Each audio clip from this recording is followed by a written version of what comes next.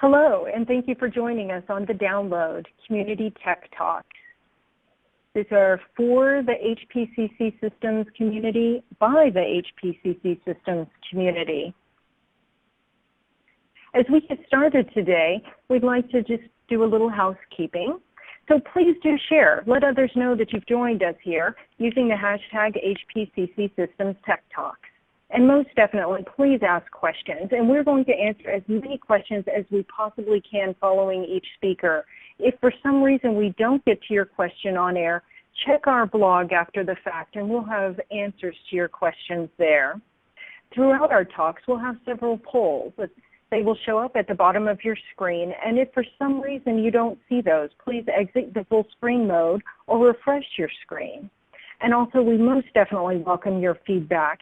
Please rate us before you leave today and visit our blog for information after the event. If there's something you're interested in hearing about, please also put that in your feedback. And if you'd like to be one of our featured speakers, we would love to have you. Please reach out and let us know at techtalks@hpccsystems.com. So now I'm going to pass it over to Flavio Villanustre for our community announcements. Jessica, thank you very much, and hello everyone, and thank you very much for being on this Tech Talk. I think there are, as usual, a number of very good presentations prepared for today. We have a number of experts in their fields talking about what they have been doing, and again, as Jessica said, this is based on what the community has expressed interest on, and some of the community members have volunteered to come to the front to present what they do.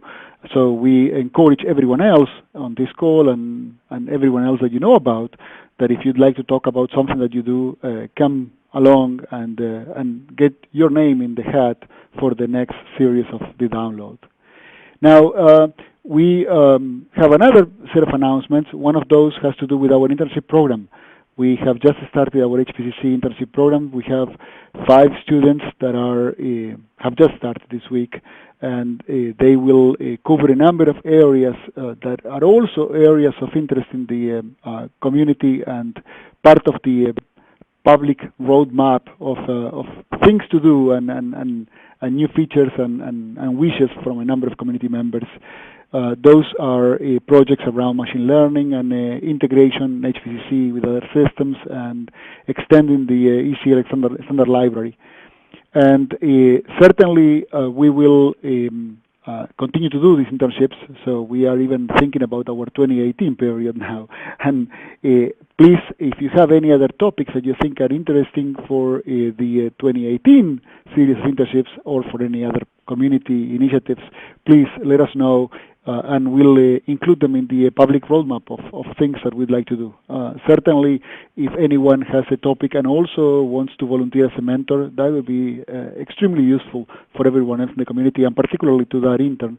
So please let us know if you have the will to become a mentor in one of our internships, and we'll take your offer, certainly. Now, another thing that is quite important is our Community Day. Our HPCC Summit is almost around the corner. It will be happening in the next few months. And we are opening, as we traditionally do, the call for abstracts for posters for the day before the summit. As we did last year as well, we will have a set of poster presentations, and we will award the best posters to those posters that are better than the others. Certainly the ones that we had last year were all very good, but we need to award it to some. So please let us know if you'd like to participate in some way and submit an abstract or a poster, and we'll be more than happy to include you there. And certainly we are always looking for good speakers. So if you have the intention and the time and the dedication to be one of the speakers for that summit, please also let us know. And we are moving towards the selection of topics and speakers as we speak. Now, the theme for this HPCC summit is smart data. And you all know probably big data and linked data, well, the next stage is smart data. It's data that is actionable, that it can be translated into information that can be used to take decisions. So any topics around smart data are more than welcome for this summit. And again, as we are preparing for the summit, any volunteers for speaking engagements could be welcomed as well. Now, this year we had a couple of format changes. One is we are getting some sponsorships, and we have opened a number of sponsorship opportunities, and I'm pleased to announce that we have our first sponsor already signed in, which is Datum Software. And this means that we have now other companies and organizations that are helping us also drive this summit, which will certainly make it even more successful than before, even though it was quite successful before. We are also willing to and wanting to open the summit to the larger community. So we will be posting registration links on the website for those that traditionally didn't know very well in advance when the summit was and how to get there and how to participate. Well, all of this information will be available in the HPCC portal, and it should be there in the next few weeks. Without any more prologue here, I want to introduce the speakers for the day. We have, as I said before, a number of very good speakers. One of those whose name is Jeff Bradshaw, you might recognize as either one of these two aliases. One is the CTO of Adaptris, one of the RBI companies. The other one is the guy behind the Fitbits for cows. And he will be talking about what he does with HPCC, which is extremely, extremely interesting.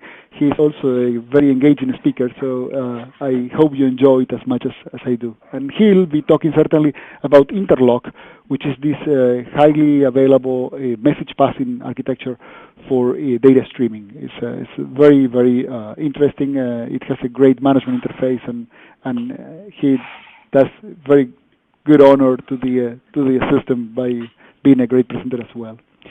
After him, we will have John Berger, and most of you might know John. He has been involved with HPCC since HPCC was born almost 20 years ago, and he will be talking about a new way to deploy clusters and deploy them in a way that they are dynamically resizable on public clouds, for example. His approach to this dynamic cluster deployment is called Hive 360, and there is a reason for that 360 number, and he'll tell you all about it. And I think this is the next stage where many businesses are moving towards the public clouds, having the ability to deploy clusters that you can resize and better use and scale resources as needed is very, very important. After him, we will have Rodrigo. Rodrigo Pastrana is also well known to the community because he's been involved with many of these integration projects over the years, and he will be talking about the implementation of SQL on HPCC and how our WSSQL interface works, and what the next stage for WSSQL is, what is in the roadmap, what surprises he has in his hat. So it will be another great talk as well. And last but not least, we got accustomed to this tip of the month. This tip of the month talk by Bob Foreman, who many of you know and love, is another one of these interesting talks around things that the community might know in some way, but they tend to be in some other way well-kept secrets to many people. So he'll bring some light to some of these tips, and I hope you enjoy. I won't spend more time on this. I'll just pass it to our first presenter. Jeff, welcome. The floor is yours. Thank you, Flavio, and it's a pleasure to be here and speaking to you all. Let me crack right on in and give you a bit of a deep dive on the Interlock and some of the stuff we're doing in our implementation as well. So, firstly, a quick poll.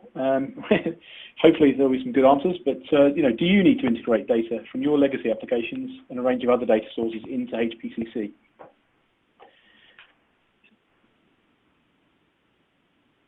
And now onto the fun part of the presentation. So we use the tagline "Integration Anywhere" as one of our key things with Adaptris. And hopefully after a few minutes you'll understand why. And of course, because we're so involved in agriculture, then we like to use things like Feeding the Data platform. So who is Adapterus? Just to give you some background, we started back in 1998 in the UK. We found lots of things that needed integrating. So we built some integration technology. The main reason really at the time was there was nothing that we could find that would federate out the execution, give us central control, and that we could actually rely on. So a few years ago, actually in 2015, we open sourced the framework. So there are core modules that are open source that anyone can use, including actually the HPCC connections. And there are also some commercial offerings, so things like popular applications like SAP, Oracle Financials, Oracle Applications, and all these good things. We have actually 311 these days is the magic number, pre-built adapters. So without any kind of major rework, we can straight away come in, configure some adapters and feed data into HPCC or actually pull data out from HPCC. Of course, we offer fully commercial support. We are a global company, and actually now we're part of RBI, and a sister company to our colleagues in RELX. We have offices around the world, and we have 24/7 support and all those kind of good things. And we also host solutions for our customers. We actually appear on the Gartner Magic Quadrant for iPaaS, Integration Platform as a Service, and we have been for the last 3-4 years. But we've been doing this for a very long time. And of course, we have an army of consultants who are ready and willing to help you get up and running if you need a bit of help. And also we do some training stuff as well. So just a bit about our use of HPCC systems within our ProAgrica business unit. So we do a lot of stuff with as Flavio mentioned, Fitbit for cows, but there's also a lot of stuff around arable. So huge volumes of data. You know, if you look at just the example of a tractor, and this is a UK stat, so in the UK, you get about 30 megabytes of data per tractor per day. There's around 11,000 of them actually out there, and if you assume only 50% are smart tractors, that's 160 gig per day. So clearly, we generate a lot of data, and that's just from the tractors doing stuff. That doesn't include combines and sprayers and spreaders and all the other good stuff in agriculture. One of the other major issues we have is our data is not that clean. It's quite dirty. Farmers are not very good typists, is our best example. And this is really where HPCC for us comes into its own. Cleansing the data and fixing up the stuff where, you know, we have like 2,000 different spellings of, you know, one particular type of chemical. So actually cleaning the data is a really big thing for us. The other issue we have is it's not always complete. So we sometimes don't get things reported as we would want them, or it's missing. And this is where we actually start to apply machine learning techniques to actually fill in the missing pieces of the jigsaw puzzle to help us do some more interesting stuff with the data. So this, I'm sure many of you will be familiar, the strike view, but actually I find it's a good way of articulating what we do with HPCC and how we're using it. So kind of on the left-hand side, bringing stuff into the funnel, we use Interlock to collect the data. So that data collection will be from IoT devices, it'll be from old agricultural machinery, it'll be weigh bridges, you know, mats that cows will walk across, and all of the above, and of course farm management systems and manufacturer systems and retail systems. We pull all this data in and we basically refine it and clean it up and link the entities together so we know what we're really dealing with before actually spitting it out the other side and visualizing it in different ways. So we like to say we put the I into strike. This is probably a good way. So if you think of Interlock as a technology, effectively it's like a collection of Lego bricks. You've got some pre-built structures and some things you can kind of throw together dynamically to give you that integration flow. And it doesn't matter to us whether we're connecting to on-premise applications, whether we're connecting to cloud applications, whether we're connecting to IoT devices just emitting data over a UDP network. Interlock basically pulls those data items together, and then we can feed them somewhere else, whether it's an old SQL database or whether it's going into HPCC as well. The good thing is, and again going back to our early design goals in 98, 99, in those days, data centers was very expensive. So we decided in terms of keeping our business fairly lean that we'd design a system where we could federate the execution. So you can actually push the execution out to the edge where it's needed to gather the data. So on a farm, for example, or in a veterinary practice. And we pull that up. But the problem with federated systems is then, of course, control. and configuration management becomes a major issue and a major headache. So for us, we actually designed it so we could centralize that configuration, and when the interlock starts up, it goes away, pulls back its configuration, so it pulls back its personality, and then caches it locally just in case it can't communicate up, and then away it goes, it's running. It gives us a degree of cross-platform consistency. It's actually a pure Java platform, and we have demonstrated a lot of times linear scalability. So outside of the agricultural sector, we have a lot of customers in aviation, in a lot of good things. I've just seen a question pop up. I'll come back to that in a second. And one of our customers actually is a bank up here in Chicago, and they do about 24,000 messages a second through a single instance of Interlock. So again, very, very scalable. Of course, the beauty of this stuff is it's configuration and not code. So that means pretty much anyone can do it. It's fairly easy. You don't need to be a hardcore coder. The other good thing as well, because it's a consistent interface, we can expose any workflow we build as an API. So where we have customers wanting to bring stuff into, for example, SAP systems or Oracle systems, we can query, expose those queries via an API to make it easy for future integrations.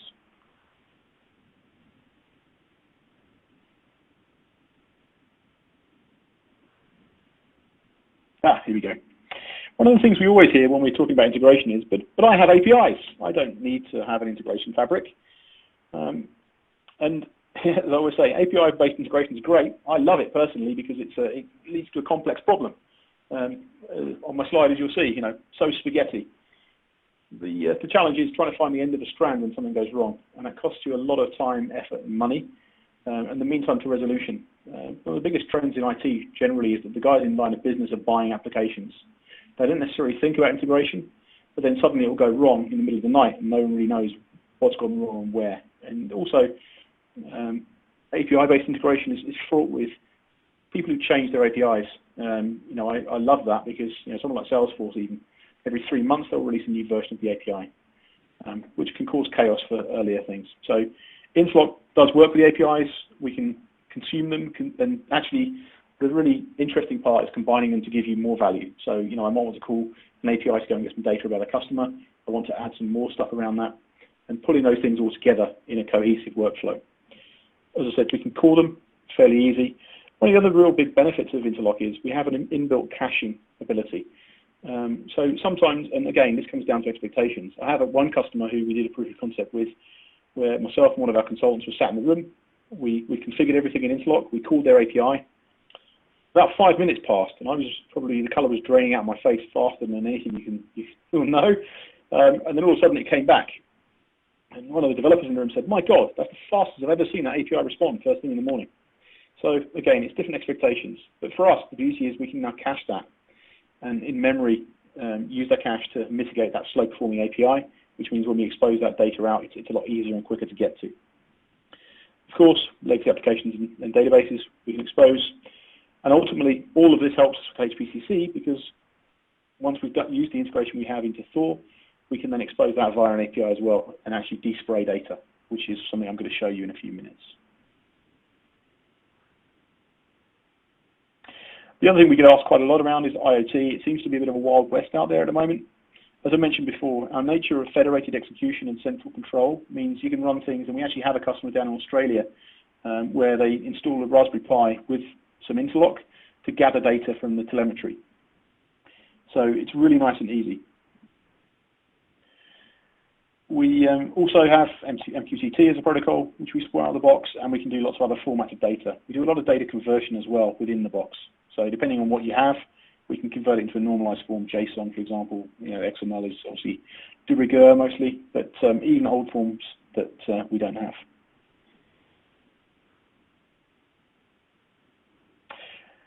So how easy is it to work with HPCC? Well, for us, it actually is very easy. We have pre-built connections out of the box. You can directly spray data to Thor, and you can also despray data from Thor. And you can do both of these in a single workflow if you want to and expose it in an API. So I'm going to show you this in just a second when I get to. So now, with no safety nets, buckle in. We're going for I use the tightrope walker picture because that's kind of what I am, right? There are no safety nets. I'm now going to try and share my screen and show you some Interlock and a little bit of stuff. So with a bit of luck, you can see my screen. I'm going to minimize that.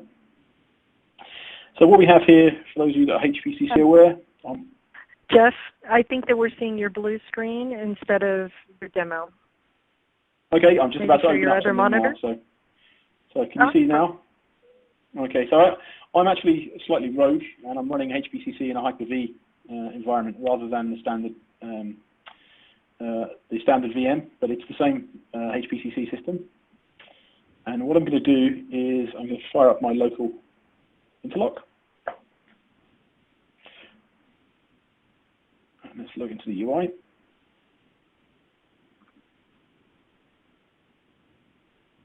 And just to show that I'm actually going to do something really useful, because it connects to my ECR watch.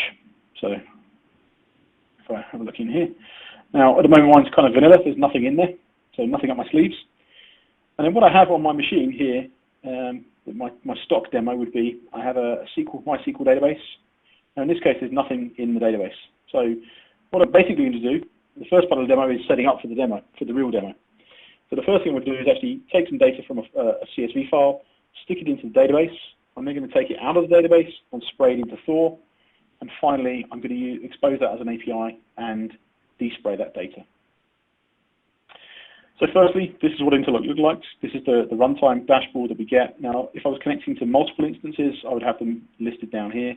I can see I have a bunch of things configured, my memory usage, and if there are any errors, they would appear here, and messages being processed would be appearing here. And I can actually run individual workflows. I can actually stop and start them as I deem fit. I can pause them. This is quite useful when you have back-end systems that are going away for a period of time, and we may want to update them later on. So just to quickly whiz through the config. So first and foremost, I'm going to show you the CSV to the database. So what I basically have is a little workflow here that's going to pick the file up from the file system every 60 seconds. And again, this is configurable down to nanoseconds. Pick a file up from messages CSV in. I'm then going to log the payload so you can see what the message looks like. Do a simple transform. So we have, out of the box, hundreds of services. And we can filter them or just look at the raw components. Just to give you a feel, this is a default installation. So there's nothing nothing else added in here, but there's lots of database stuff, lots of transformation stuff. And it gets a little bit overwhelming in terms of just there's such an amount of stuff in here that you can do with the messages. We actually added some filters in, and you can search for individual things. So if I wanted to log, I could search a log and it would show me down here. So again, lots of services out of the box. I'm going to log the message. I'm going to log it after I've transformed it. This transform service, those of you that work with transformations will use things like XSLT and code. For us, for a simple CSV to XML, there is no code. You just decide what style you want the CSV coming in as, and it will convert it to a canonical XML form that we use. And then we're actually going to insert the database, insert the data into the database. Here, for those of you that are SQL friendly, that looks pretty similar, I think, to something you see most of the time. I'm using a shared connection to my MySQL database, and then I have a number of parameters, which I'm basically addressing using, open that up, using an XPath. Okay, so very, very simple. Very, very simple. So what we'll do, I'll make sure that workflow is running, and I'll pop the CSV into the database. So yeah, it's started. Down here, I'll show you the runtime window. So this is just polling and doing its funky thing. And let's go into messages, and let's just grab one of these CSV files, lob it into there.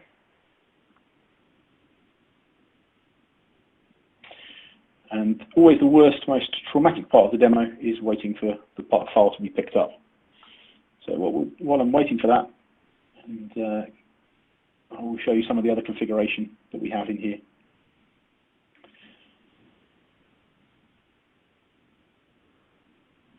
So effectively, showing you the CSV file going in, what I want to show you actually is the next part, which is spraying the data into Thor.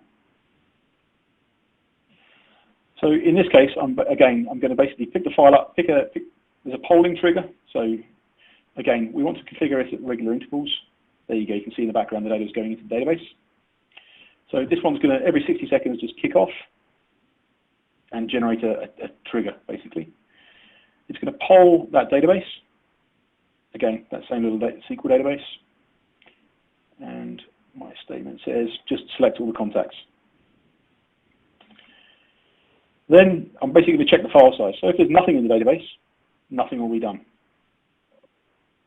which is here. So either ignore, so check the file size using the standard service, ignore it, or spray it. If I'm going to spray it, effectively what I do is generate a unique ID, add some metadata, and then send it to Thor.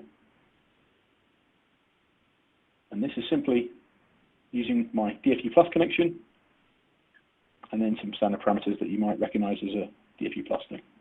The key being the logical file name. Okay.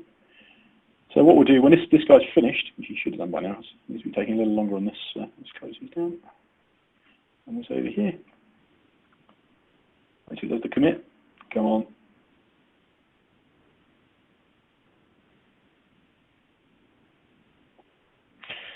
Unfortunately, those of you that have seen me demonstrating before will have seen me using a Mac. I've recently moved to Windows, and our build is like a very aggressive antivirus, which seems to have slowed my demo down quite a bit. So I do apologise. There should be a bunch of stuff in the database any second now.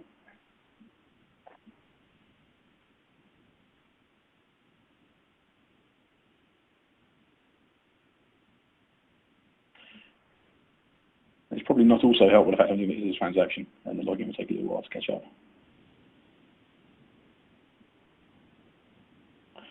So one thing Interlock does support is full exa transactionality as well, so which is something that our banking customers are quite keen on.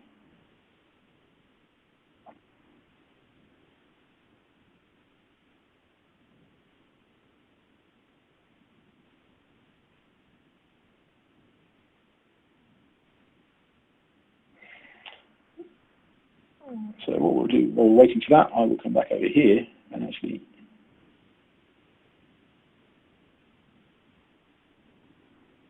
the other key thing to note here is even though we're doing all this database stuff, the memory footprint is actually still quite small, which is something that we quite like and we're quite proud of. I start this guy up here.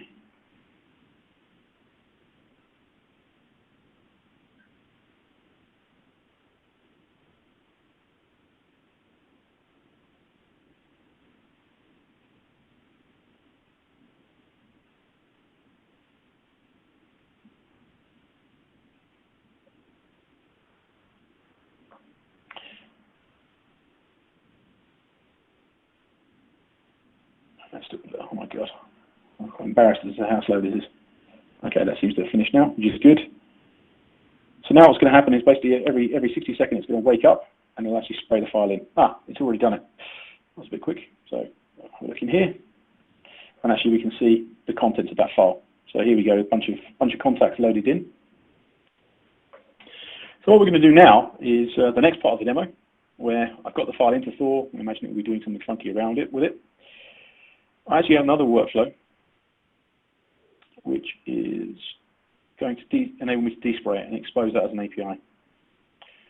So if we have a quick look at that, I'm basically using a standard Jetty connection, which is where I'm hosting my config.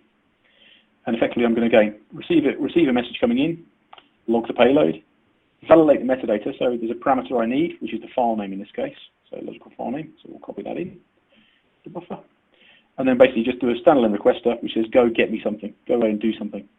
And this guy's going to basically reuse my DFU Plus connection and despray based on that logical file name. So what I'm going to do now is whiz over to Postman. And I want to do a post. And that's going to go to HTTP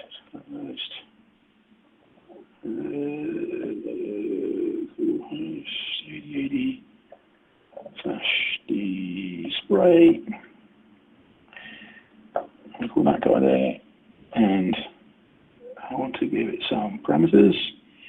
First parameter is this guy, and whizzing back across to our ECL watcher. I want the file name, which is this guy, not the most memorable, but basically you can just put that in there as a value. And if we hit send now, actually I'll slide it over here so you can see actually work going on. If I hit send over here, come here, Postman. You'll see it's gone away, done it, pulled the data back, and there you go. That's just simply pulled that file data back. so in about 1400 milliseconds. So again, quite quick, quite simple, and again, we can compose that and combine that if we wanted to within the workflow. We could combine and enrich that data as it's flowing through. So that concludes the kind of demo part of proceedings. Always back to the slides. And now I'll take questions. Oh, sorry, a final poll. Would you like to be able to integrate data from cloud system providers? That's another thing we're seeing quite a lot within our customer base. A lot of people using things like Salesforce and wanting to pull data from Salesforce and enrich it and put it back into Salesforce. So again, just wanted to see if there's anyone out there with the same sort of thing. All right, thank you, Jeff. So while you review the questions, I'm going to go back to the results of your first poll. And the question was, do you need to integrate data from legacy applications and a range of data sources? So the answer to that is 20% of you are so very lucky and you don't need to integrate old data, but 80% of you are struggling with that. Well, or you're at least doing that, not necessarily struggling. So that's really good information. All right. So Jeff, on to our questions. Are you ready? I am indeed. So yeah, we've had two questions here so far. So how does Interlock compare to Apache Kafka? Well, interestingly, we actually have connections to Kafka, and we tend to view Kafka more as a messaging way, so a way of delivering messages. For us, we can do a lot more. There's a lot more value here in terms of what we can do with the services and actually moving data around and enriching it. So, we love Kafka. We have pre-built connections. Feel free to pop over to development.adaptris.com. There's a downloads area where you can actually download Interlock and play around. But Kafka certainly is one of our optional modules. And secondly, I can see Interlock provides streaming automation to Thor, but does it automate the process of deploying data into Roxy? Actually, no, it doesn't. One of our configurations, this is a common joke I've had with Flavio over the years, is what we call the Roxy proxy. So we actually, in our implementation, we sit Interlock on top of Roxy effectively to proxy service calls, because we generally find we need to enrich data elsewhere to expose. So we don't actually help you with Roxy, but one of the things we've done, and again, it's outside of the scope of this call, we've done a lot of automation around our build process and actually how we get things automated through. So in our instance, we're gathering lots of data, we pull it through, and then we've automated, using Jenkins, we've automated the whole build process to get data in, clean it up, and get it back out again. So we've done quite a lot of work on that side of things as well. Mm-hmm. All right, Jeff, we have another question. Can I deploy Interlock outside of my network to capture data from IoT devices? Oh, absolutely. And that's a really common use case for us. Especially in the agricultural sector, but also, as I mentioned earlier on, in the mining sector. Because of the small footprint of Interlock, as long as you can get connectivity to it, we can configure it, run it, and it's out there wreaking havoc with IoT data.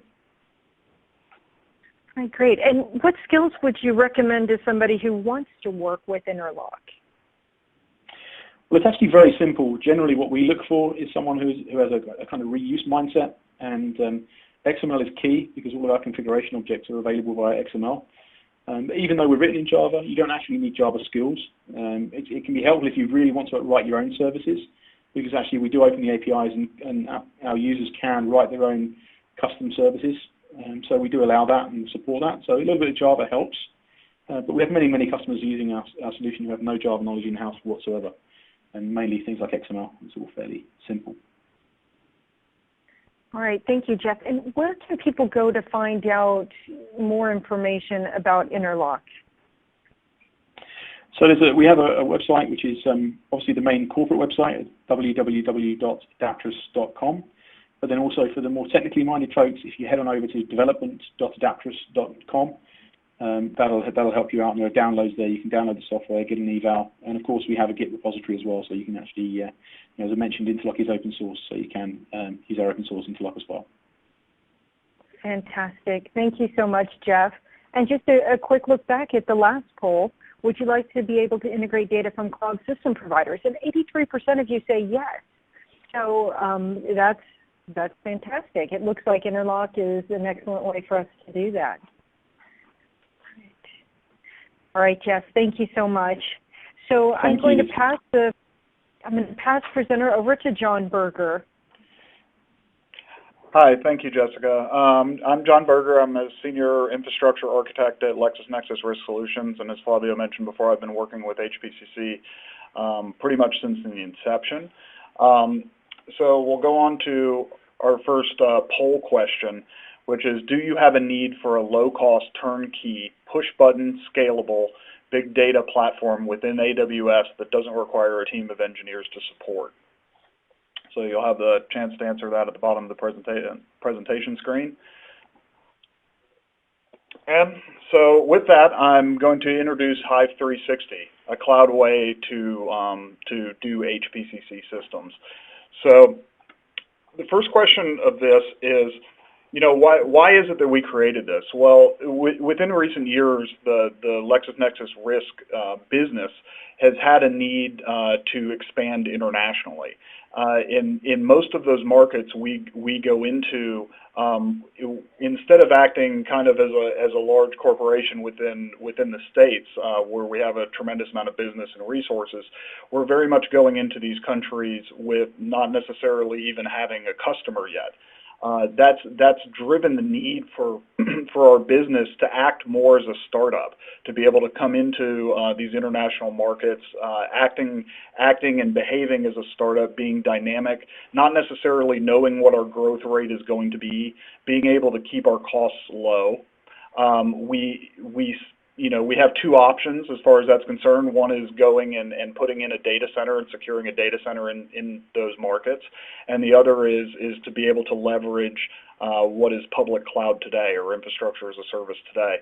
So there needs to be a marriage, because most of our systems are based on HPCC systems, and there needs to be sort of a marriage between the parallel processing platform that we've traditionally done with physical infrastructure in our own data centers, and the cloud-based model of IaaS, and all the benefits that provides in terms of having a virtually unlimited infrastructure and being able to scale dynamically, being able to control the infrastructure with code, to be able to lower our infrastructure costs, lower our operational costs in these international markets, and to take advantage of some of the cloud technologies such as self-healing as well.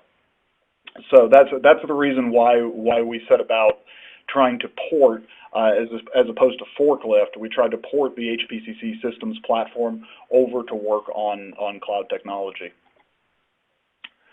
So what is it exactly? Well, in simple terms, it really is just two CloudFormation scripts. It consists of a CloudFormation script called Hive360.cf. And then there's a companion script called Swarm360.cf. Hive is really designed around creating the base platform. It kind of changes the HPCC paradigm a little bit. Instead of having multiple clusters per life cycle, what we see as dev and QA and customer test, the Hive is the base platform. That's the Roxy and Thor. I would consider that the production side of it. At the point that you want different development environments, you use the Swarm script to create those development environments, and it essentially creates a clone of the Hive without having to actually clone the data, because a lot of the cost that's associated with big data is obviously in the cost of storing that data across systems. And so these two scripts are companion scripts of each other. Initially it's a Hive script, and then you move on to a Swarm, the Swarm script, when you want to create different life cycles. So what do these scripts do for me? They basically create a different way to HPCC on top of cloud. And that with that comes a lot of the benefits that cloud is able to provide, because we did go and port this application to work on cloud. Some of those are the ability to dynamically create and resize Thor clusters and Roxy clusters within the environment. And that is being able to resize the instance size, going from, small instance sizes all the way up to, 4x, 8x large, to being able to vertically scale the resources underneath the Thor and the Roxy, both up and down. So while you can use let's say a 10-node cluster today, 3 hours from now, you could be using a 360-node cluster, and then 3 hours later you could be using, say, a 24 node cluster. And so you have the ability to scale both upwards and downwards. It's got a robust self-healing mechanism, meaning that if it is capable of taking both availability zone failure within AWS, and it will recover itself. In other words, new nodes will spin up in the other availability zones, reconnect into the Hive, and get you back working. In the case of Roxy, it keeps the high availability and keeps the load value. And in addition to single instance failure, it recovers those instances and they join back into the Hive, and it's self-recovering.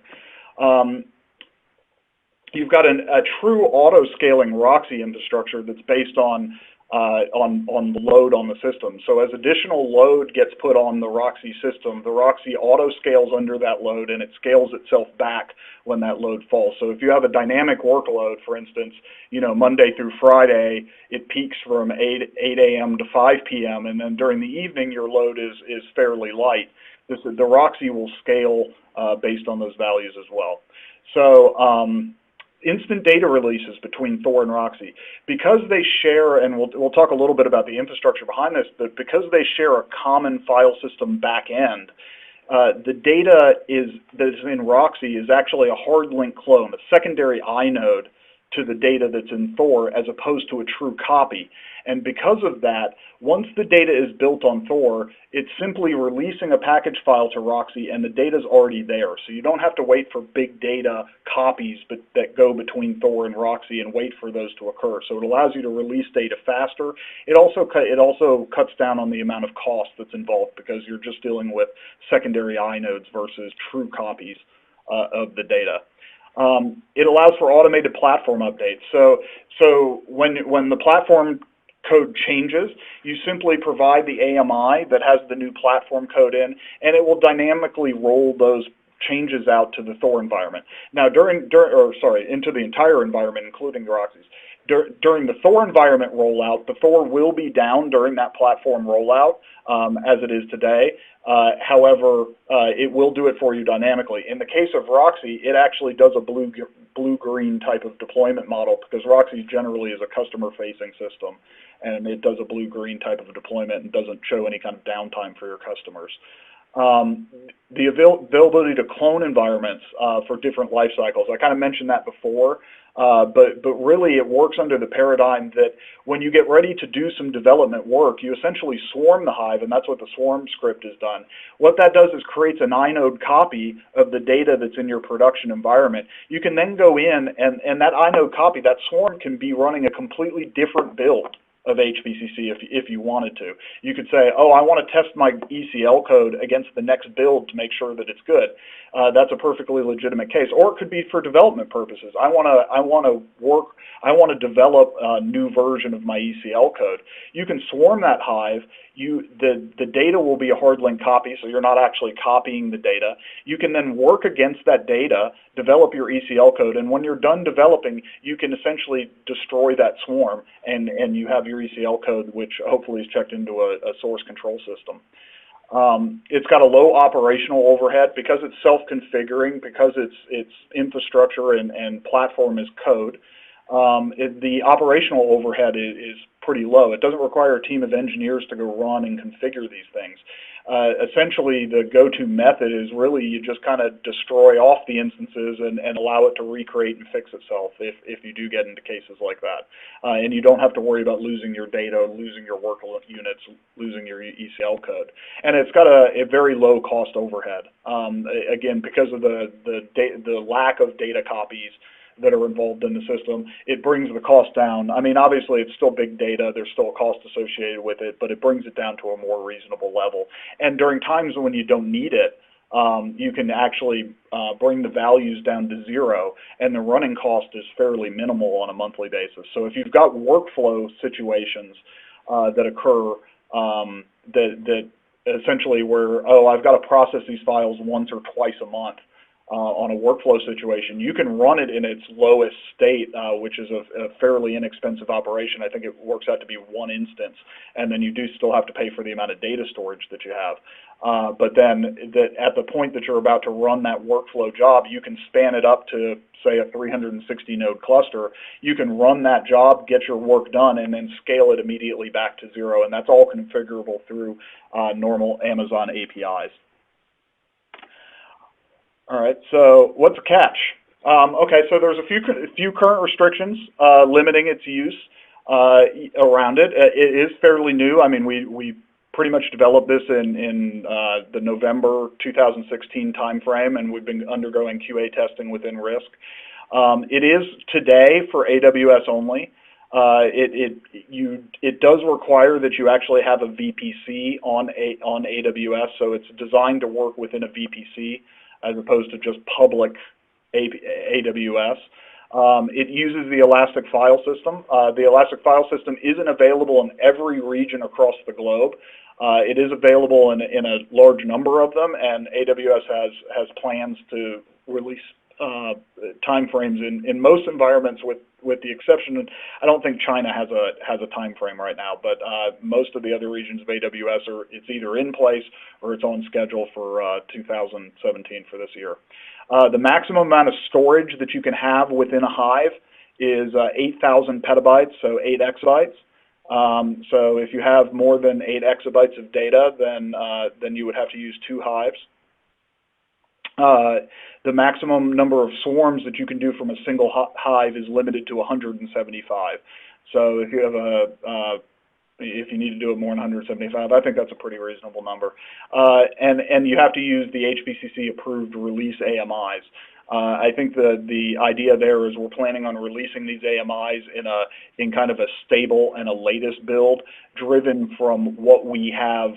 What we use in our current production environments and what we use in our development environments. I don't think that we have any intention of building an AMI for every single code release that comes out of the HPCC platform. Mainly, once it passes a certain set of regression and QA results and moves into our dev environment, we would build an AMI at that point for it. Okay, who's this for? It's really for anybody that thinks that they have a need for it. But if you're a smaller company and you're looking to integrate HPCC into an existing workflow, I need a big data processing platform, but I may not need it to sit and take up resources 365 days a year, 24 hours a day. This may be a good fit for you. If you're on AWS and you want a production quality, redundant type of HPCC system that's kind of turnkey, it would be good for you. If you've got an unpredictable data growth model, we've got this idea, we've got this great widget that we want to release out there, but we don't know how fast it's going to take up in the market, so we need to be able to scale it dynamically as we go, and as our business grows. It's probably for you. Any type of DevOps driven environment, all of this can obviously be driven through workflow or continuous integration. So because it's all cloud-based and API driven. Anybody looking to evaluate HPCC in a production level code, and that's about it. So how would I use it? This is just basic. I'm not going to go through each one of these in detail. I am going to go through just a brief demo. I don't really have enough time in this to demo the environment. So I'm going to just kind of skip over this slide for now. Move into a quick demo. And I'm just going to show you some of the screens. Capable of seeing my screen right now? Or yeah, right now we see a beautiful ocean scene. Okay, that's okay. 1 second. Let me move it over to my other desktop. Anybody seeing anything yet? Not yet. We still see the ocean, but I did see something hovering on the edge. Maybe drag it over a little further, John? Yeah, I don't know which screen it's actually sharing here, unfortunately. Okay, so I'm gonna switch back to the slides. I do have some. Oh, it didn't pick up. So I'll give you a quick overview of the slide. So here's just some demo screenshots that I have. One of them is the Hive 360 creation screenshot. This is from an AWS. This is from the AWS CloudFormation area. So these are the input parameters that you see, and this is an example of the swarm. The main difference between the two scripts is the swarm has to reference a stack, and you see that under the reference stack name there. We also have, this is the output from the Hive 360 creation. It gives you the actual events that come through. So it's a normal CloudFormation stack. This is an example of the output section that comes out of it. What it's going to provide, it's going to provide three main areas here. One of them is the ECL Watch URL that comes out of it, and you can just click on that URL and it's available. In addition, that URL's, because of the AWS DNS name, that's a permanent URL. Even if the administration services of the machine get terminated from the AWS console and it has to respawn those, that URL will remain consistent, and that's what you would use in your ECL Watch. So you never have to worry about that URL changing on you. And then if you see down here, there's another Beekeeper Grafana URL. One of the things that we did with this is that all the logs, because the system is dynamic, all of the logs get pushed into CloudWatch. All the metrics get pushed into CloudWatch, and then we take those metrics and we move them into a Grafana backend as well. And that's the URL for that. This is just an example of the ECL Watch page of an existing Hive that we have. This is an example of the Grafana page of an existing Hive that we have. And with this, you can actually drill down into each one of the Worker Thor nodes, each one of the Roxy nodes, and you can look at the ESS performance and any kind of pieces that you have in regards to that. So this is an example of the CloudWatch logs page. So it'll give you, there's two sets or two groups of logs. One of them is called Hive logs. The other one's called HPCC logs. What you find in the Hive logs is all of the logs that involve around the automatic configuration of all of this, the code that's really integrated into Hive. The HPCC logs are all of your traditional HPCC logs. And of course, you can take these out of CloudWatch and you can push them into something like an Elk Stack or something else like that for more of a detailed. So when and where will it be available? They're available on the HPCC Systems GitHub page. AMIs will be available in the AWS Marketplace. And we're targeting limited release inside of Q2. And that's it. Final poll, what do you find the most challenging aspect around HPCC platform adoption? And you can answer that. All right, thank you, John. So just while you review the questions, I'm going to go back to your first poll. The question was, do you have a need for a low-cost, turnkey, push-button, scalable big data platform within AWS that doesn't require a team of engineers to support? And 57% of you have said yes. So that's excellent news for this new offering. Okay. All right. So coming to the questions, the first one is the very large number of virtual nodes running on a single server a performance burden for smaller clusters? Yeah, I mean, I think that there is a bit of contention that occurs on there. We haven't seen a dramatic performance decrease in the number of processes running on the servers and kind of putting them on there. So we have tested that, and we do see a small performance degradation, but we feel that the performance degradation is offset by the flexibility of the system. All right, perfect. And do you plan on developing Hive 360 for other platforms, such as Microsoft Azure, Bare Metal, OpenStack? Yeah, absolutely. I think that those are all in our scope right now. It'll probably be OpenStack first, and then we're going to be looking at Azure and Bare Metal deployments, being able to do it. It really revolves around having a consistent distributed file system that has horizontal growth. All right, perfect. All right, so just coming back really quick to your last poll, the question was, what do you find the most challenging aspect around the HPCC systems platform adoption? It looks like 25% of you have said that it's the installation, setup, and cost. Okay. And it looks like really the overwhelming answer is 50% with industry bias, and we've got 12% coming in at learning the ECL language as well as platform support. So that's actually very good information for us here on the platform team. Thank you all for voting on that. All right. So at this point, I'm going to pass the presenter over to Rodrigo Pastrana, and Rodrigo is going to speak with us about SQL on HPCC systems. Sounds good. Thank you, Jessica. So first of all, hello to everybody on the line. This is Rodrigo Pastrana. I'm an architect on the HPCC platform development team, and as was mentioned earlier, I'm going to talk today about SQL support on the HPCC platform. So I want to start out with a very simple poll question. Basically, do you or does your team possess SQL skills? So let us know, and we can review the answer later.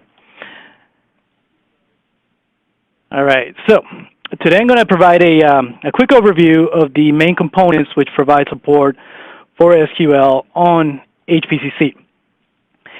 But first of all, why? Why do we even bother to support SQL, considering the fact that the platform is driven by the very powerful ECL language? And so I want to clarify, first of all, that SQL is in no way meant to be a replacement or even an enhancement for the ECL language. But since SQL is so prevalent and it has such a long-standing legacy, supporting SQL serves as a entry point into the platform. And also, there are many well-established data-centric tools based on SQL that we want to make, so we want to make the platform available for those tools and for the users of those tools. And nowadays, a lot of data sources are basically expected to support some sort of SQL interface.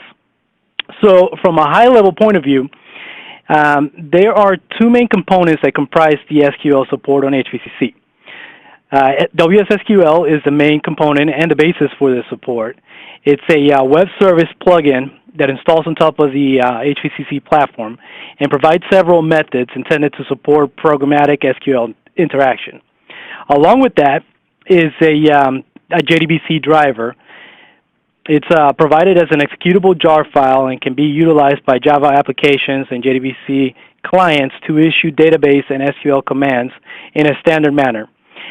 So the JDBC driver is dependent on WSSQL and interacts directly with the WSSQL in order to make HPCC data available.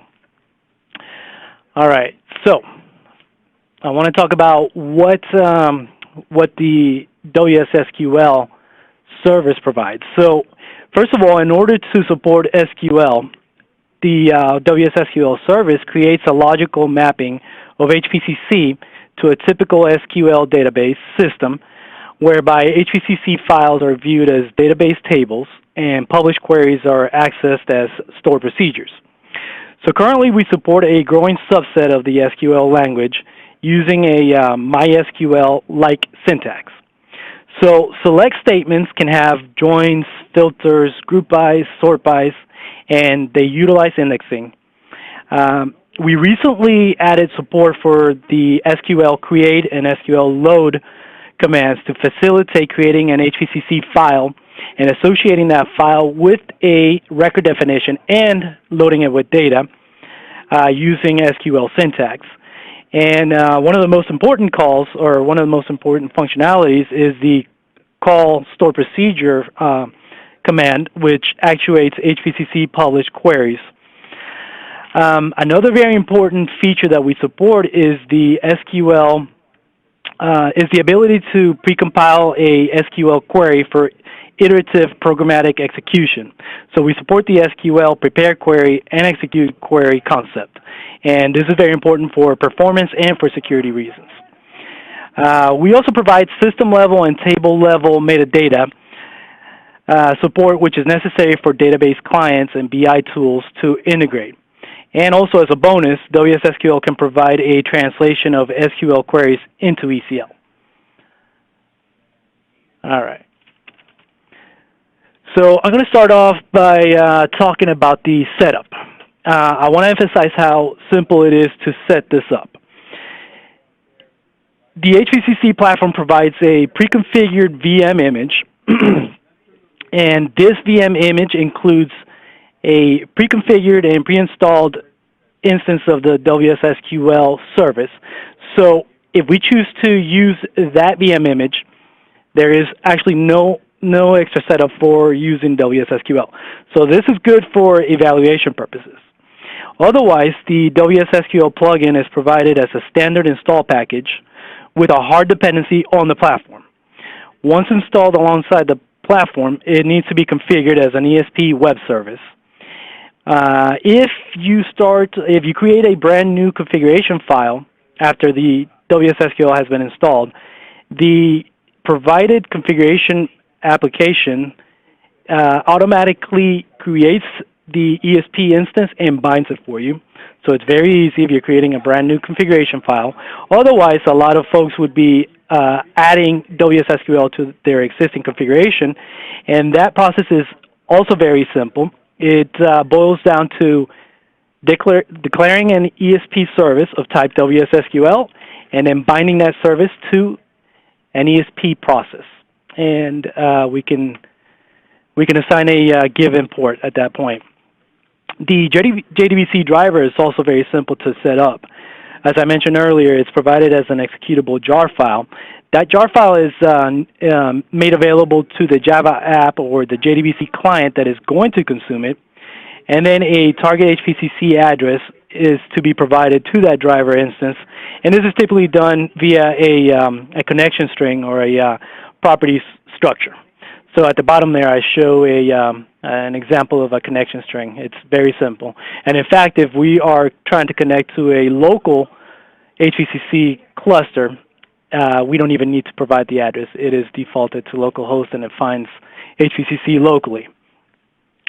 So the first screenshot that I wanted to show here is I used a random JDBC client that I found online and connected it to my local HPCC, so we could get an example of what a JDBC client can do when connected to an HPCC via the JDBC driver and the WSSQL service. So there are much more powerful tools and with more sophisticated functionality than this one. This is a very basic one, but it helps me illustrate what kind of things we can do with a JDBC client connected to an HPCC platform. So here we are we're taking a look at a view of the platform as a database system. On the left-hand side, we see a list of HPCC files represented as database tables, and a single instance of a HPCC published query listed as a stored procedure. And then on the right-hand side, we see a couple of tables that show metadata about the database system, in this case being HPCC, and its files. So here we can show information about the file, including names, remarks, and its column names and types, and so on.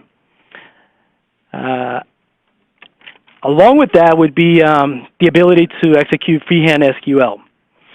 So here is an example or a screenshot of fairly simple SQL being executed against a HPCC platform. A couple of things that this particular JDBC client provides is a quick overview of the resulting data, which was done after the platform returned, and it also provides on-the-fly statistics about the response. So this is just an example of the kind of things that JDBC clients can do. As I mentioned, this is a very basic, primitive one. It can be a lot more sophisticated than this.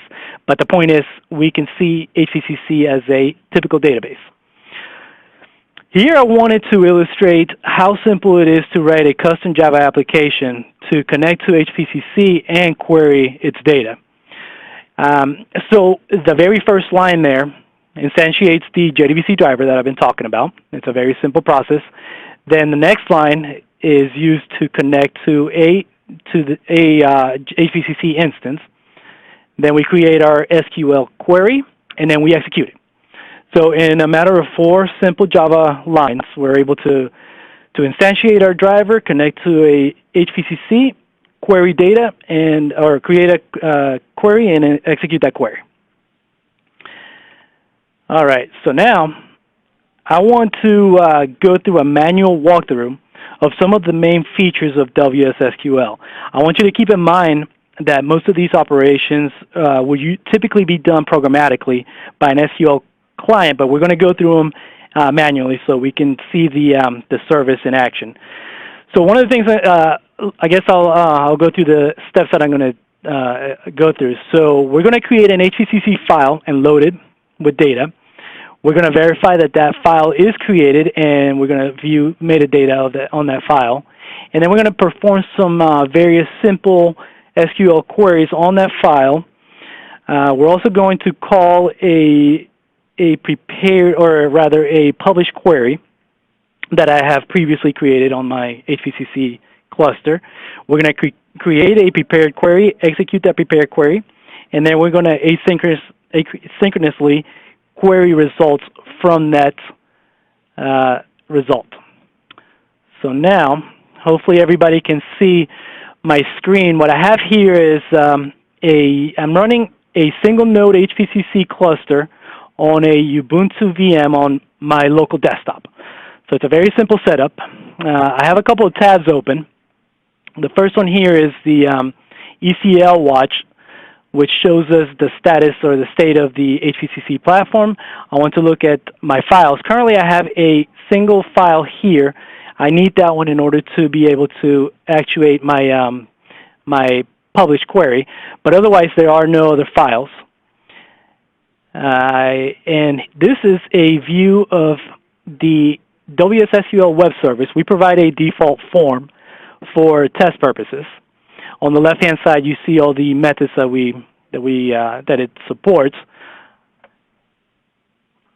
The most important one being the execute SQL.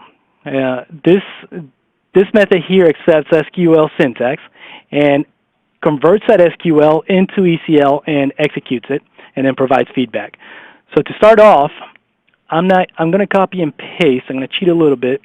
I'm going to copy and paste a SQL syntax that instructs the database to create a new file with a given set of fields and types, and then it loads data into that file. I already have a file downloaded or uploaded into this HPCC's loading zone or landing zone, and we're going to populate our new file with that data. So this data that I'm going to be loading is simple person's data. It has people ID, their names, and an address, and this is going to be dummy data. It contains 1 million records, so this process might take a few seconds. So bear with me here for a second. But once this comes back, we should see first of all, success or failure. In this case, luckily we got a success claim, and we got a count of the total number of records found in that data that we loaded. So here we have 1 million count. So let's go and verify that file was indeed created. And to do this, the WSSQL service provides a get database metadata. This would be typically utilized by a Java application or JDBC client in order to fetch information about the system and then be able to populate its tables or screens or a list of tables. So all I'm going to do here is I'm going to request to get a list of tables that are on this system. So the first one we see here is the one that existed before we even started. So I'm going to minimize that. And now it's reporting that we do indeed have a new file called created persons table. And it's giving me some metadata about the file, namely its column names and types. and it's giving me some basic information about the file. It's basically a flat file as opposed to a CSV, and so on. Okay, so then the next logical step that we would want to do is issue some basic statements, SQL statements against this file. So I'm going to do a very simple select all from that file, and I'm going to limit the result to 100 because it doesn't make sense to try to render a million records on the screen here. The only other thing that I need to provide is the target cluster on which I want this query to execute. So I'm going to execute this on a Thor cluster. And here we see the response coming back. So this is very flat XML. It's not meant to be human readable, although it can be. Remember, this is meant to be consumed by a client or a Java app. But for the most part, we can see that it does include the type of data that we were expecting. We get records with person IDs, first names, genders, zips, and different parts of the addresses. So let's expand this query a little bit. Let's see. Let's see, what can we do? Let's say we're only interested in the city. So we can trim it. City, let me run that really quick. There's nothing too exciting, but we just want to see a different format in the data. So now we only see cities coming back. Let's say we want to be able to filter this on the state. So we just add a very simple where clause, where state equals, and I'm going to choose the abbreviation for Florida. So now I submit this again, and we should see similar looking data, but all the cities that we see here should be associated with the state of Florida. And just looking really quickly, yes, they all look to be Florida cities. All right. So the point here, and as I mentioned earlier, we can expand these queries. But what I want to get out of this demo is that we can issue. I don't want to get into how complex the query can be. The complete grammar is published online. We have great documentation that shows everything that we can do. So I want to move on from here and show how to call a published query or stored procedure that I had previously created. It's based on the same data. It's basically just addresses and people, and I called it get population by city name. So in this case, I'm going to put in Tampa. The syntax here is very simple. Call. We can fully qualify the target cluster and the name of the query. And then in that case, we don't need to fill in anything else. I'm going to take that out, submit it. And we get back in our data set, we have a total of 88 entries associated with the city of Tampa. We could change that to, say, I think I saw Gainesville there, so I'm going to type in Gainesville. And let's see how many people come back. So we have 103 entries there. So that's how we would actuate a existing stored procedure. I mentioned one of the most important features that we support is the ability to precompile queries and then iteratively or programmatically iterate through that query, passing in a value for the placeholders. So this is the basic structure. I'm taking the same query that we were using before, that we had issued before, where we were basically just getting back to city, a list of cities, and given a particular state. I was previously hard-coding the state of Florida in, but now what we're going to do is we're going to make this a variable. The state is going to be a variable. So to do this, we use the prepare SQL method. We provide a target cluster on which we're going to compile this query. And if we get success, what we get back is a work unit ID, which the caller, the client, you would utilize this work unit as a reference to that precompiled query in order to execute it in the future. We also provide the result schema so that the calling client can prepare its screen or its tables or whatever it is that it's going to use to populate with the results data. The next step would be Now, mind you, this would be programmatic, so it doesn't seem too practical when we're going through manually, but a program would easily then issue commands to the execute prepared SQL service or method, and they would provide the work unit ID that references the precompiled query, and they would provide the value that they want to pass into this query. I'm going to pick a random state, let's say Alabama, AL, and then I'm going to submit.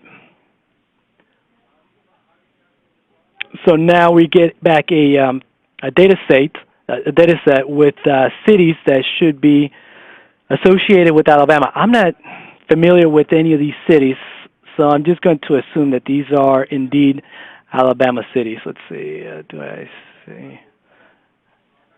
All right. So let's just assume that those are indeed Alabama cities. One other thing that I want to show here is a capability of requesting data from a precompiled query in a paged format, so that the client can render the data in a series of pages or cursors in order to be able to provide the data without having to exercise too many resources on the client side. So typically, a client is able to request no results on the execution of the query. Let me go back and change. I'm going to change the states. Let me see what state. New York, just to make it a little bit different. So I can ask to re-execute that precompiled query. I get a resulting work unit ID. I don't get the resulting data set, but I can always go back asynchronously and request that data. So by default, all I have to do is provide the work unit ID of the query that instance that I'm interested in. I don't need to provide any more information, and that gives me the entire data set for that query result. These are New York cities. Let's see if I recognize any of them. Let's look for New York. Yeah, New York is there. So that gave me the entire result set. The client is, if the client is interested in displaying cities in pages of, say, 10 cities at a time, they can start off by saying, listen, I want 10 entries starting from the first result. So when they do that, they get a filtered or a paged view of the result set. This is the first through the 10th result set, or entry in the result set. They can then, after that, request the second page of results by giving the WSSQL the starting index, and the number of results that they want in that page. They can always increase that if they want to. So here we're asking for results starting index number 20 and give me a data set of 20. All right, so that's my quick manual walkthrough, the most important functionality. There's a lot more functionality available, but that's good enough to show the power of WSSQL. But for further info, as I mentioned, there are great documents provided in our HVCC systems portal, and always reach out to us either by our forums or directly through email. And with that, let me go back to our presentation. Let me see, let me go back.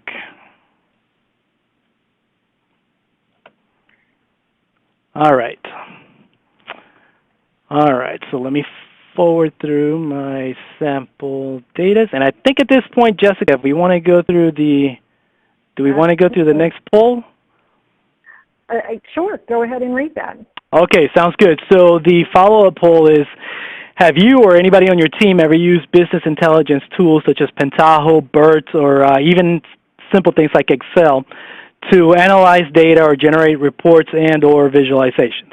So it would be interesting to see how many people have done this and can now utilize those same tools to visualize HVCC data.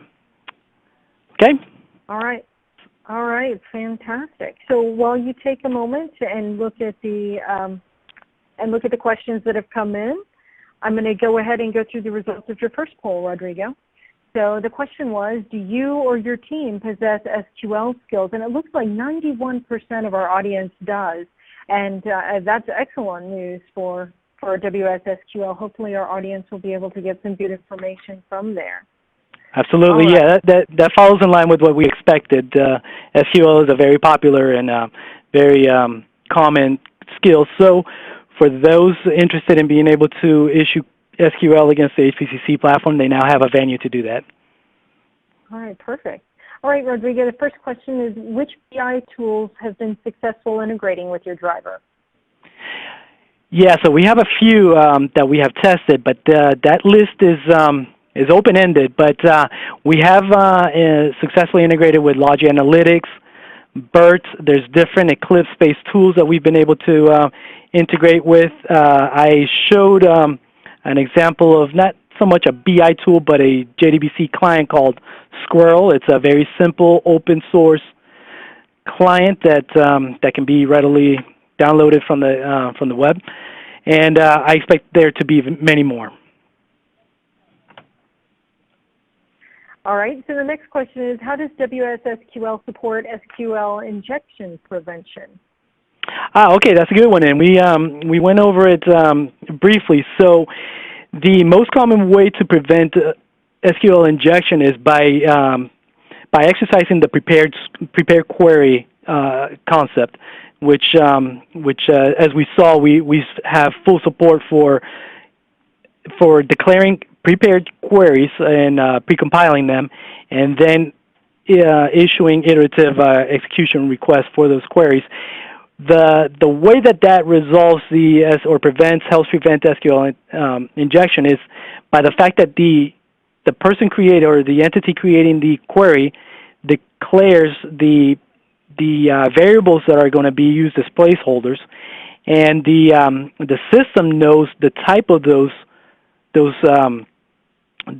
variables. So on user input, we can verify that the user input does indeed match the expected type. All right, fantastic. One last question, Rodrigo. So what flavor of SQL syntax is supported?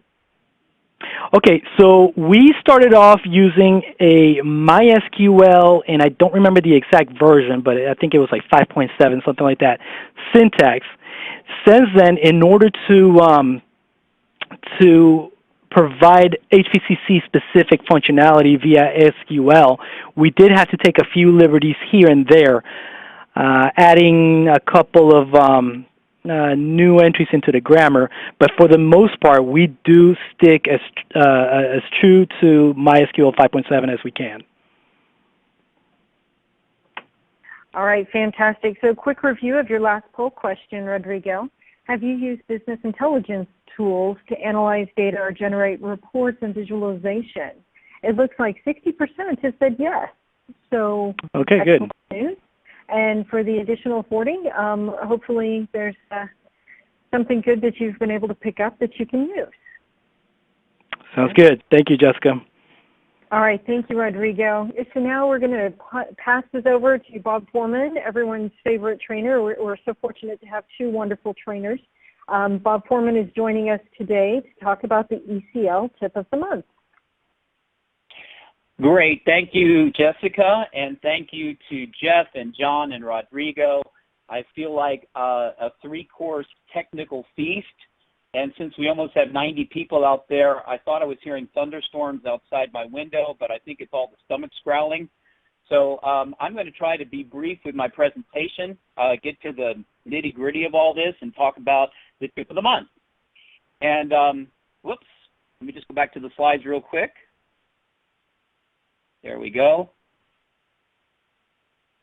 All right, so we'll start with a poll question.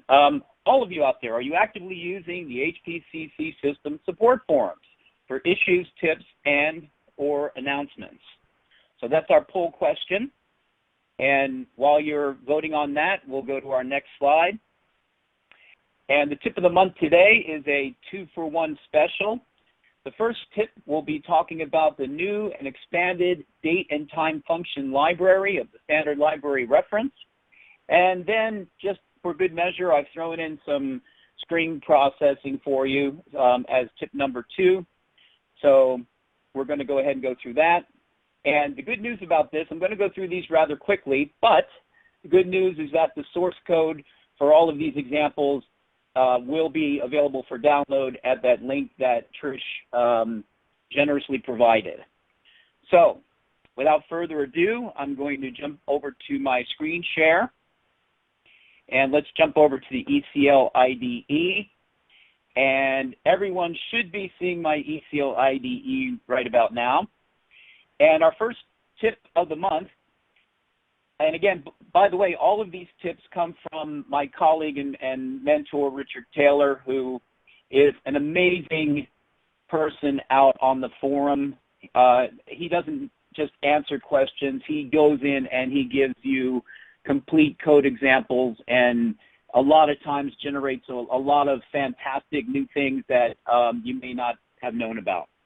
So the first question we got was, I need to convert an incoming date string like this Tuesday, July 20th time into a valid date type. Now, the valid date type in LexisNexis, we like to convert all of our dates into unsigned 4s.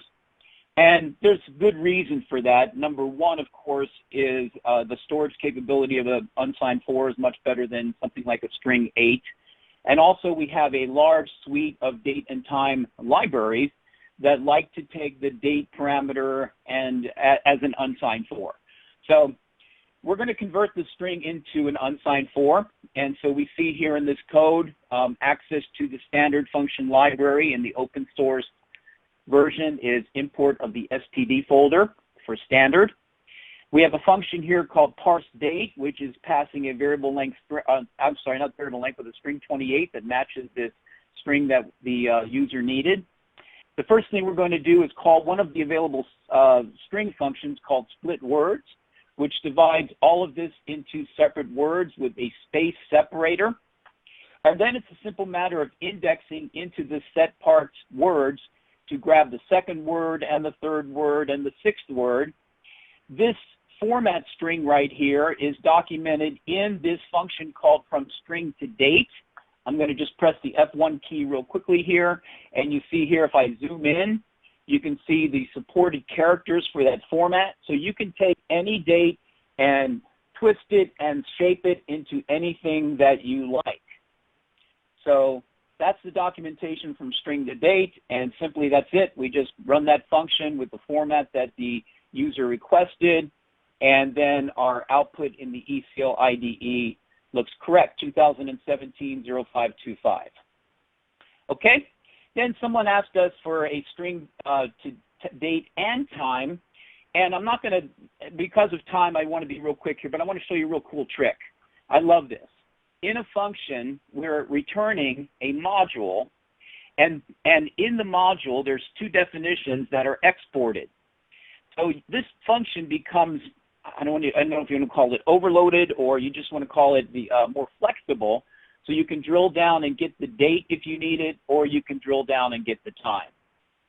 So this example is also available to you. And by the way, if you would have, sometimes you might encounter one of our standard library functions that's maybe not linked by F1 yet, or maybe not even documented. But I'll say one thing about the documentation team. They are phenomenal with the massive amounts of information we get from open source contributions, and particularly the date library. You can see our date ECL file, this dark gray means that it's read-only.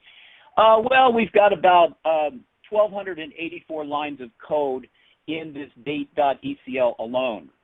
So my biggest tip for you today is to peruse these ECL standard function libraries, take a look at everything that's exported, and you might find something that's useful to you in your day-to-day operations. All right, the last topic I want to show you is just a simple string replacement.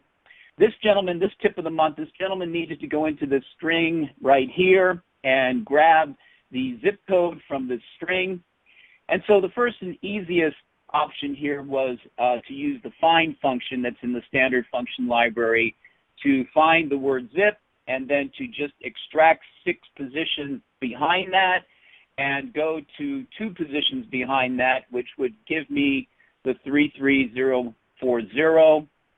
And, well, let's see, we got to wake up the cluster for that result. I'll bounce back to that later. But it does work. Everything works fine here. Let's just try that again.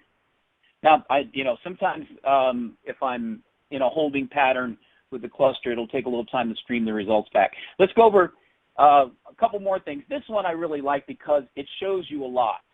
And I don't have time to go through everything, but Richard wanted to carry on this string above by dividing the key and dividing this string and dividing this topic right here.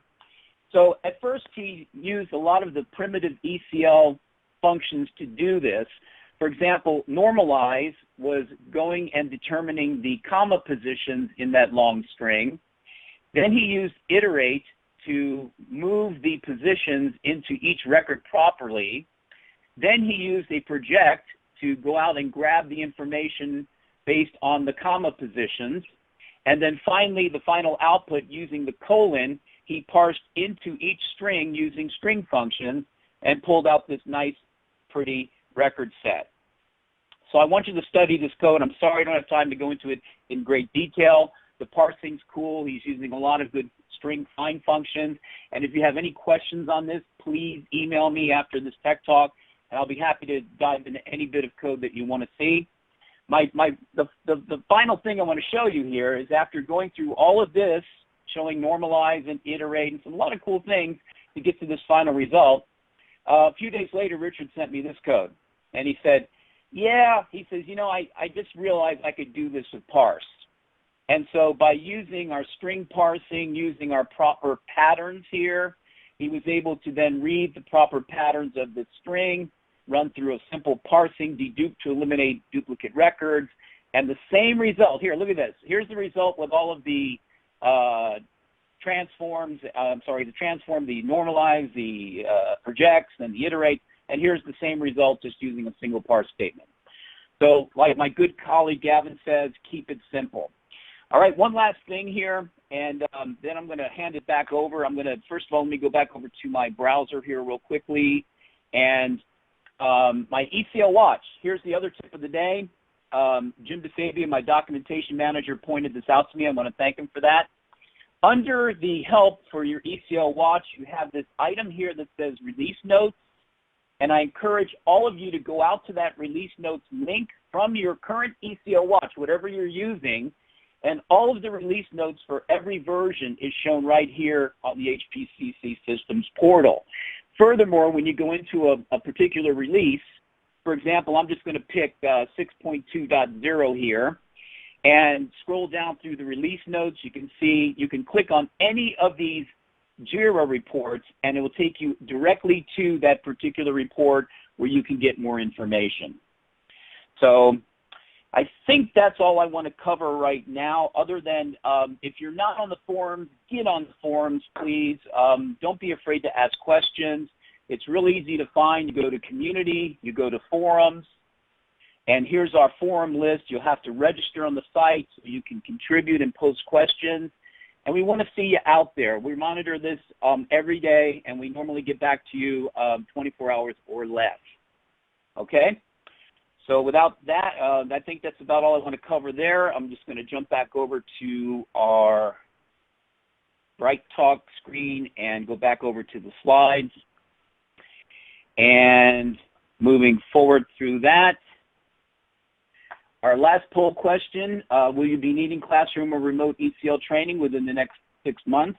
We want to know that so we can schedule ahead. And I think that's it. I'm just going to move forward again to my final screen here. And that's it. Jessica?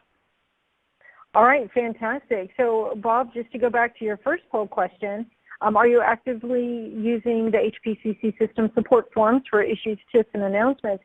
And it looks like half of you are, which is fantastic. About a quarter of you didn't know that they were even there, and a quarter of you aren't using them right now. So hopefully Bob's given you some good information, and hopefully you'll be able to join us out there. You know, as Bob mentioned, both he and Richard Taylor are out there very frequently, as well as several other members of our development team. If you have questions, please go out there and ask, and there are just fantastic, wonderful resources out there. All right, so Bob, you ready for your questions?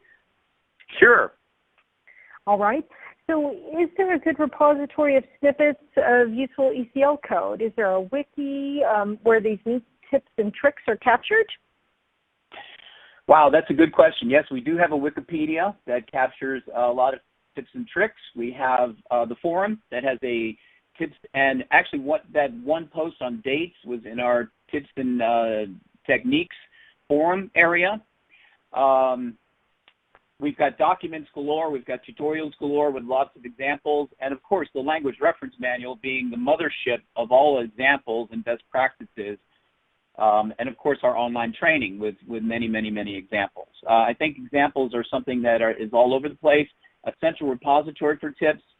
We do have a Wikipedia, we do have a forum for that, and in the future, maybe gathering it all together into some kind of a PDF or a document to share with everybody, maybe even a book, who knows. Mm-hmm. All right, fantastic. So Bob, it looks like there's one more question here. So you had mentioned in-person training. What are the requirements for in-person training, and do you do them on other sites besides LexisNexis? All right, wonderful question, excellent question.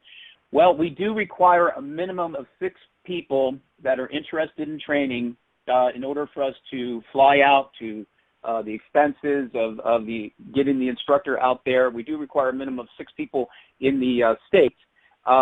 Outside of the states, outside of the country, we have a requirement of 10 because the costs to go outside of the United States are a little more. And so again, if we have enough people interested in class, we will go to the site and go conduct that training. Prerequisites, there are none. We just want you to have an open mind and get ready to learn ECL. And the person to contact is richard.taylor@lexisnexisrisk.com. And Richard could give you more information about the on-site classes and all of the details behind that.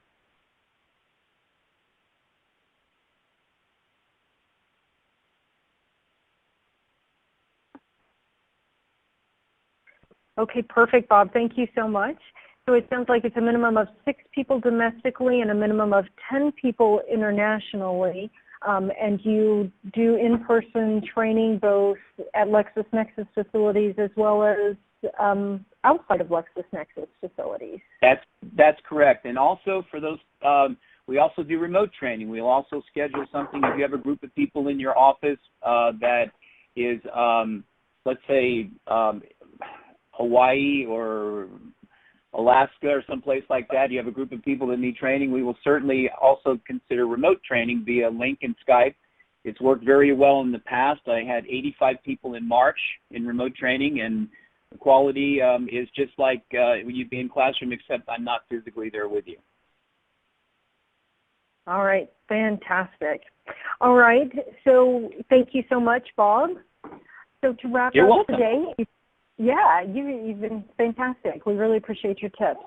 All right, so for our future episodes, please submit a talk for something that's coming up. We are taking a break in the summer, and we'll be back in August. So if you've got something that you'd like to share with us, a success story, a new use case, or an application you'd like to demo, we would love to have you on. So please reach out to techtalks@hpccsystems.com and let us know. So for more information, please check, there's a wiki for more information on the Tech Talks, and we will have a blog post up shortly with all the information. Thank you. Thank you all for joining us today.